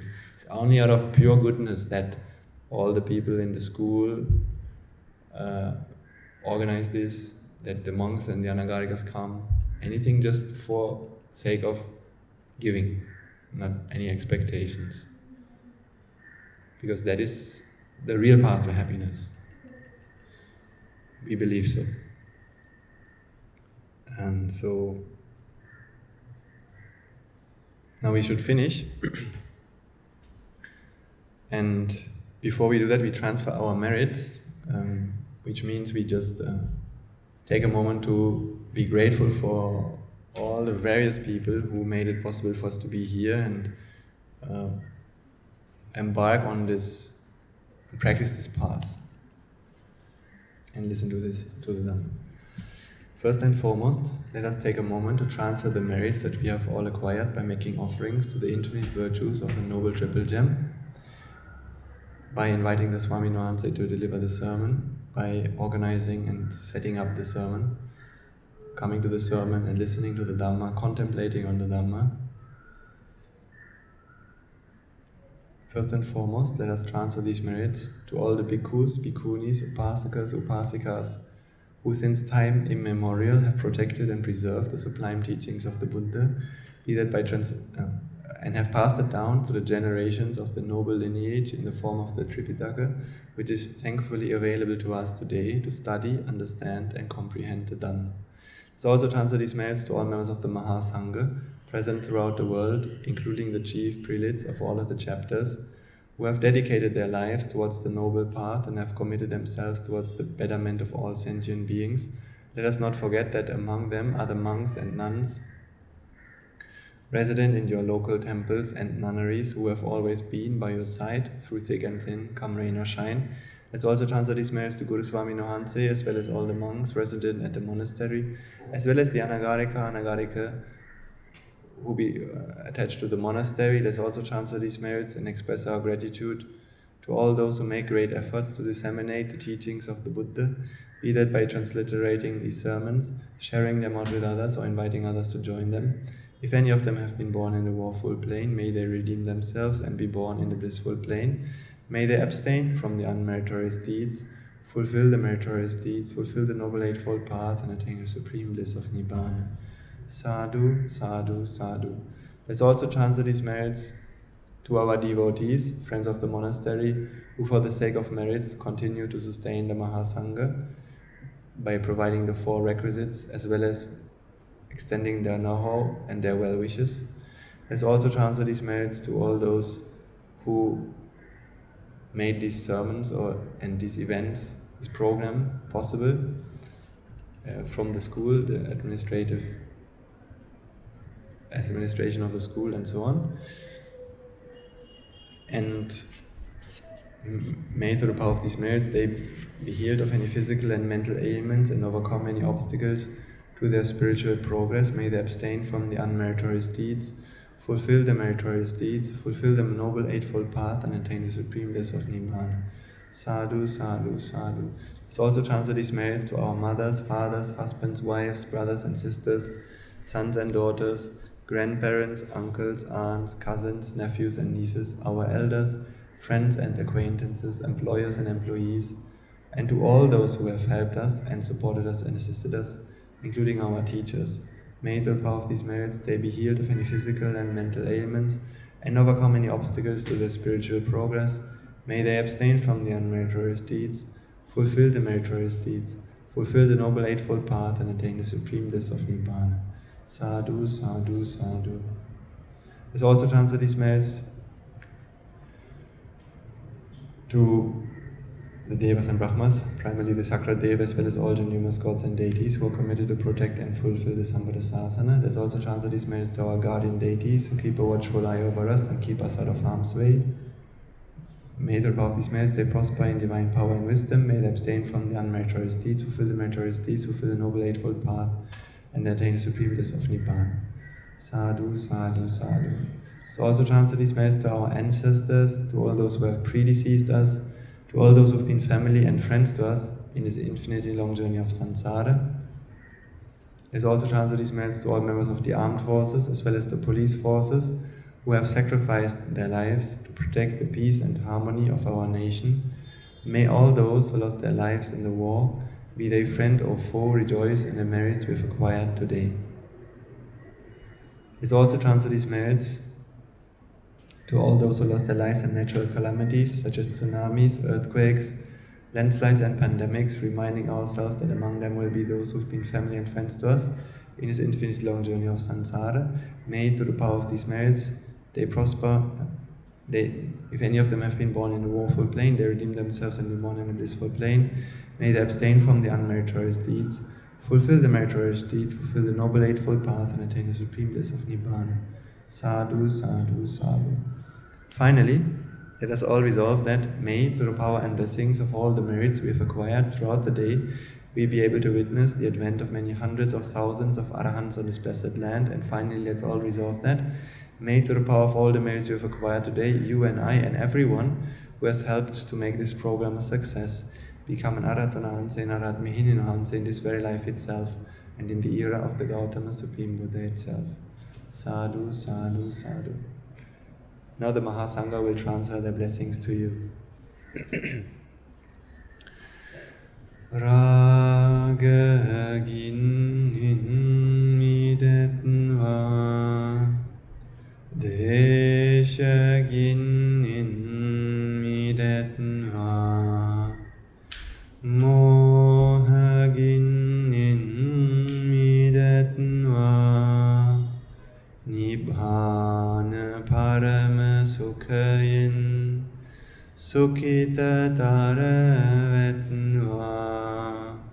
Nibbana parama sukhayin, sukhita taravetnva. Mamad siyalo loka, siyalo satvayo. Nibbana parama sukhayin, sukhita taravetnva. Nibbana parama sukhayin, sukhita taravetnva. Nibbana parama sukhayin, sukhita taravetnva. Raga gini niveva, desha gini niveva, moha gini niveva, nivan sapalabheva, nivan sapalabheva. Nivan sapalabheva. Tunuruangi Suisi Ananta Mahaguna Belen Silo Loka Silo Satyo Nibbana Paramasukhin Sukhitaravetna. Sadhu, sadhu, sadhu.